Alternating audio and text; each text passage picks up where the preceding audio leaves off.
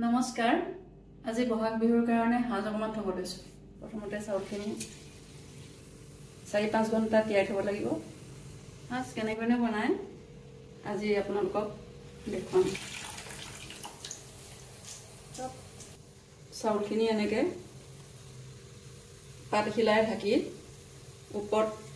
ওপৰত এনেকে গড়গুড় ঢাকন এখন দি দিব 45 মিনিট মান হলে চাউলখিনি সিজি যাব 45 মিনিট হৈ গল এতিয়া ঢাকনখন এৰুৱাই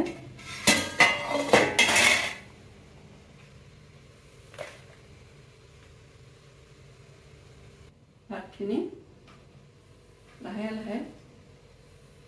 অলপ অলপকৈ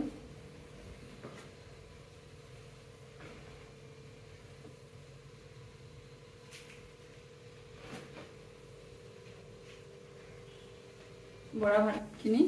এনেকৈ মেলি মেলি দিব লাগে ঠাণ্ডা হ'বৰ কাৰণে এতিয়া মই হাজৰ পিঠাখিনি ভাঙি লম বেলনা মাৰি এডালে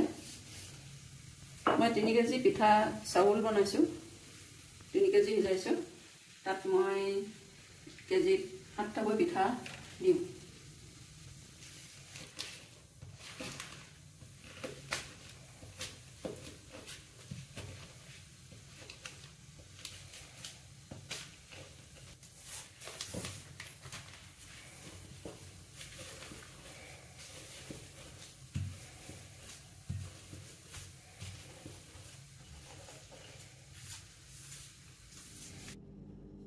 এতিয়া 4-5 ঘণ্টাৰ পাছত ঠাণ্ডা হোৱা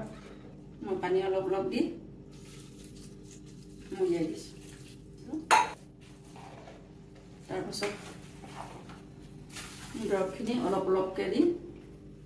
অলপ অলপকৈ মই ছিটিয়াই দিম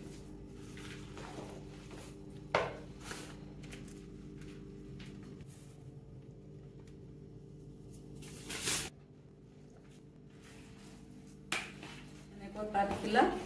দি লৈ পাতখিলা এনেকৈ অলপ ফালি ফালি দিব লাগে তেতিয়া সেই মাজৰ পানীখিনি তললৈ পৰে ৰসটো তললৈ পৰি পৰি যাব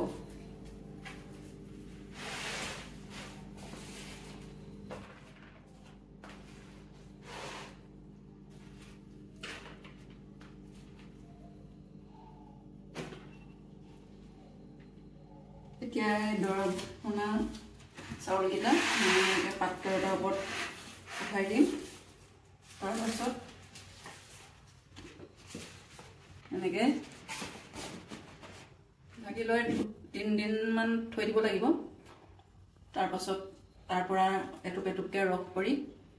পৰাৰ পাছত তাৰপাছত এটা বেলেগ এটা পাত্ৰত ভৰাব লাগিব এই আছিল সাজ থোৱা পদ্ধতি আজিলৈ ইমানতে সামৰিলো আকৌ লগ পাম নেক্সট ভিডিঅ'ত